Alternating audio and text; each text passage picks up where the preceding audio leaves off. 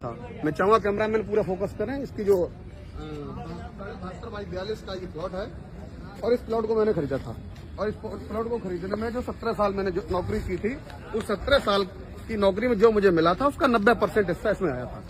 मैं कहूंगा कैमरामैन से यार इधर भी फोकस करें दीवार पे। इस दीवार पे मैंने जहां वो ब्लैक बोर्ड सा नजर आ रहा है आपको, जहां ब्लैक पुता हुआ है, पुताई हुई है, यहाँ पे मैंने लिखवाया था कि ये प्लाट बिका हुआ है, जिसमें हमारे मोबाइल नंबर भी लिखे हुए थे। जो भूमाफिया है यहाँ पे, उन भूमाफिया ने क्या किया कि मेरे उस लिखे हुए नंबरों को पुत के उन्होंने अपना नंबर लिख के और इस प्लॉट पे अपना दावा ठोक दिया। दावा ठोकने वाले जो भूमाफिया हैं वो अपने आप को भोगांव के भारतीय जनता पार्टी के विधायक माननीय रामनेश अग्निहोत्री जी का पारिवारिक सदस्य बताते हैं, जिनका नाम है कृष्णा पाठक। और वो इस प्लॉट पर उनके नाम पे रजिस्ट्री तक नहीं है। इस प्लॉट का एग्रीमेंट किसी फर्जी तरीके से उन्हें करा रखा है। तो मैनपुरी जनपद में ये केवल अकेला मेरा वाकया नहीं है।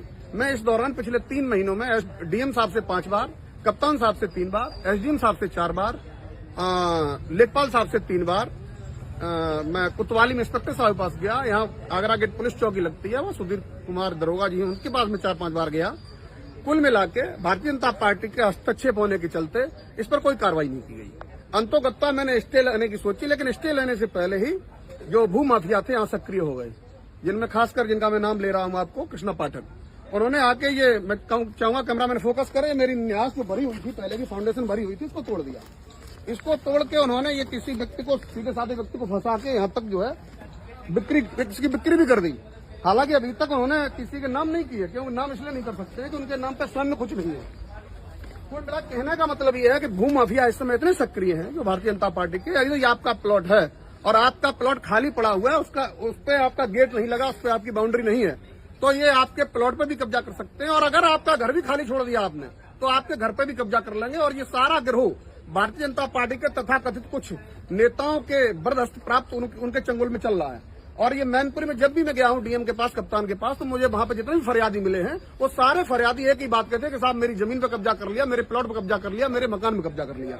तो जो भारतीय जनता पार्टी की सरकार ये कहती है कि यहाँ पे इस भारतीय जनता पार्टी सरकार में 0 टॉलरेंस है, कहीं मुकदमे नहीं चलते, कहीं मारपीट नहीं होती, कहीं गोलीकांड नहीं होता, कहीं जमीनों पर कब्जे नहीं होते, तो मैं ये कहना चाहूंगा यदि वस्तुस्थिति की आप जानकारी करेंगे तो सबसे ज्यादा भू माफिया इसी सरकार में पोषित किए जा रहे हैं।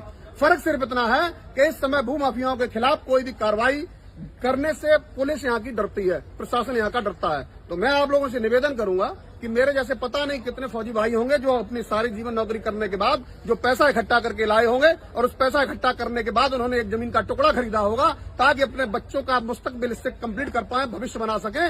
लेकिन ऐसे भू माफिया जब इन पर कब्जा कर लेते हैं तो वो परिवार आत्महत्या करने को मजबूर हो जाते हैं। तो मैं आप लोगों से निवेदन करूंगा कि इस वीडियो को ज्यादा से ज्यादा शेयर करके माननीय योगी आदित्यनाथ तक ये जरूर पहुंचाइएगा कि आपके जो पोषित नेता हैं वो नेता कम, भू माफिया ज्यादा हैं, भू माफिया को संरक्षण प्राप्त है उनका, तो आप इन पे कार्रवाई करिए अगर आप चाहते हैं कि लोग आपको पसंद करें। जय भीम, जय भारत, जय संविधान।